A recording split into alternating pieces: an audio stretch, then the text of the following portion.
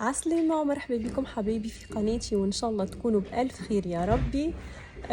رجعت لكم فيديو جديد. الفلوج نتاع اليوم باش نعملوا طبخة هكا بنينة برشا باش تعجبكم بالدجاج. دونك باش نعملوا دجاجة في الفرن ونقدموا جنبها رز. وشنو باش نعملوا آخر حسيلو تشوفوا المنيو كامل. دونك قبل ما نبداو ما تنسيوش اشتراك للقناة ولايك للفيديو وتفعلوا زر الجرس باش يوصلكم كل جديد. صوتي الحقيقة من الطقس هكايا متبدل. دونك و ليتس جو.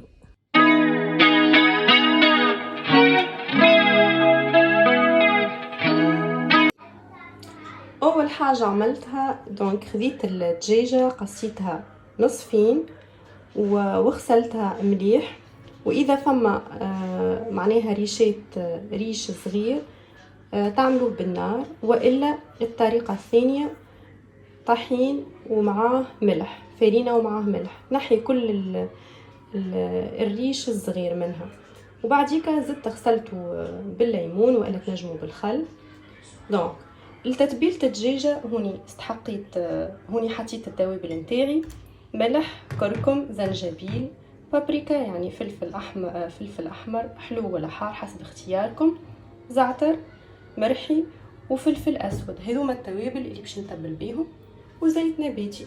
دونك شوفوا معايا كيفاش باش نتبل الدجاجه. هوني كيما تراو صبيت الزيت النباتي على التوابل اللي قلت لكم عليهم ونخلطهم مليح.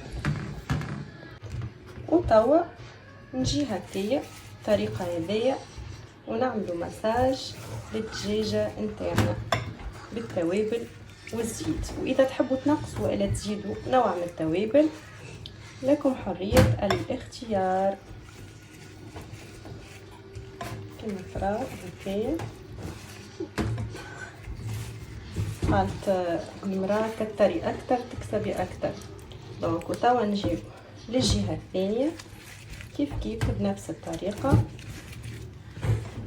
نتبلوا الدجاجه نتاعنا. كيما تراو فوحنا الدجاجه من الجهتين، لكن فما حاجه اخرى مهمه ما تنسوهاش اللي هي تحت الجلد.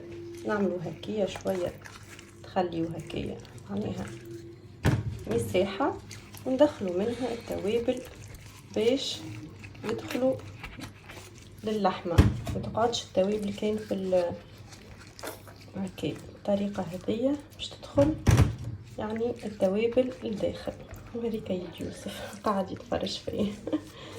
دونك بالطريقه هذه توا شنو نعملوا؟ ناخذوا الكوردون، ناخذوا العود هذايا نتاع الاكل ونجيو هكايا نغرسوا هكايا في الدجاجه كلها باش تزيد تدخل تتغلغل فيها كل التوابل. يعطيني واحده حقا. اوكي. كملنا نقبنا الدجاجه وتوا باش نغطيوها بالبابيي ألمنيوم ونخليوها في الفرن على درجة حرارة 200 درجة ولا حتى أكثر شوية مش مشكل. ونشعلوا الفرن من تحت ومن فوق ونرجع لكم ونوريكم النتيجة كيفاش تكون. لكن معلومة مهمة قبل، ديما ما تحطوا البابيي ألمنيوم ماهوش صحي يضر. ديما نحطوا بابيي سيلوفان يعني ورق الزبدة وبعده نحطوا البابيي ألمنيوم باش هكاكا هذا ما يسيبش المواد تكون سامة للحم ولا الدجاج اللي باش نعملوه. اي فوالا. وطبعا نحطوه في الفرن كما قلت لكم. وجنب الدجاج انا اخترت باش نعمل روز. دونك انا حطيت كاس روز كيلت بهذيا وغسلت الروز نتاعي مليح حتى يكشي لي ولا الماء شفاف ترانسبارون. توا باش نقليو شويه على النار ونزيدو شويه زيت ونزيدو كميه الماء ونخليه يطيب على نار هاديه. تبعوني في المراحل. كما تراو خليت الروز على الماء على النار، سامحوني. وبعديك نزيد شويه زيت باش نخليه شويه زيت. هوني تقلى عندي الروز باش نزيد كميه الماء.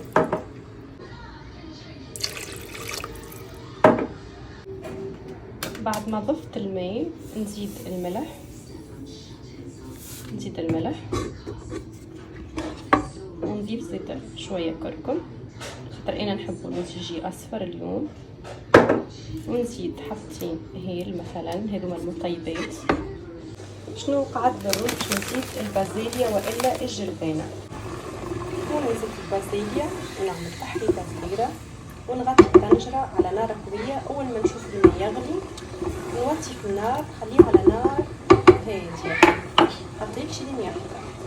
والوقت اللي يطيب فيه الرز ويحضر فيه الدجاج انا باش نقص سلطه اللي هي بس باش نستحق خس. هذايا خس نوعو خس يعني كيما الليتو. المهم تنجموا تحطوا خس، تنجموا تحطوا ليتو مش مشكله، وخيار، طماطم. هذايا الكروم تنجموا تستغنيوا عليه والا تستبدلوا الكروم الموف يكون. وهذايا بصل، تنجموا تحطوا البصل الاخضر زيدا، لكم حريه الاختيار.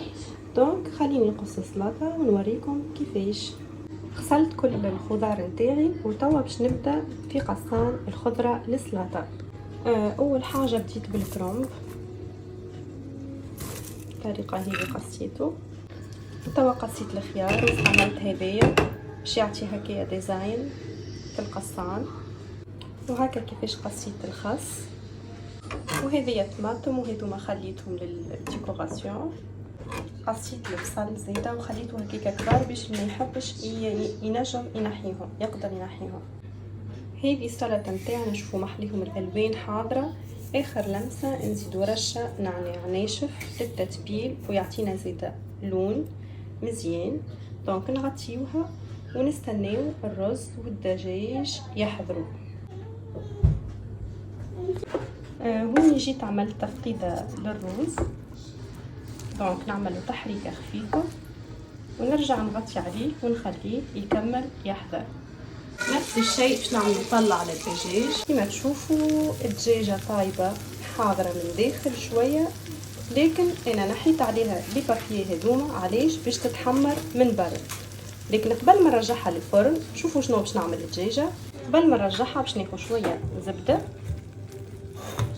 شويه زبده وندهن بها من فوق باش تخلي لي الدجاجه تتحمر اكثر. بعد ما دهناها بالزبده من فوق توا نرجعوها للفرن. وهذايا الرز عملنا عليه طله نلقاه حضر. شوفوا ما شاء الله كل حبه بحبتها ولونه مزيان، وحتى البازيليا الجلبانه حاضره. شوفوا ما شاء الله. وقبل ما يحضر الدجاج بشويه حطينا شويه زيت في مقله وباش نقليه شويه لوز. انا عملت نوعين مقشر ومش مقشر باش نزين بيهم من فوق الرز. وهذا الدجاج كما تشوفوا حاضر وما شاء الله. باش نخرجوا من الفرن ونوريكم طريقه التقديم. وهذا الدجاج كيفاش خرجته من الفرن. شوفوا كاللون الذهبي محلاه. شوفوا مازال يتشتش سخون، والريحه ما نحكي لكمش، بنه على بنه. وهذا اللوز زيدا حاضر وباش نحطو في الرز. دونك هوني عندي الدجاج حاضر، الرز بالبازيليا حاضر، اللوز المقلي حاضر، والسلطه حاضره. دونك خليني نوريكم طريقتي في التقديم والتزيين. حطيت اول حاجه الرز والجلبانه، ومن بعديكا نحط الدجاج فوقهم. دونك هذا الشكل النهائي نتاع الصحن كيفاش قدمته. حطيت الرز وحطيت زينت بالنصف الدجاجه والرز، والنصف الاخر خليته ديجا باش ما يبداش الصحن نابلي برشا. وهذه السلطه. وهذا نصف الدجاجه الثاني كيفاش انا زينته الطريقه هذه. شوفوا محلاه.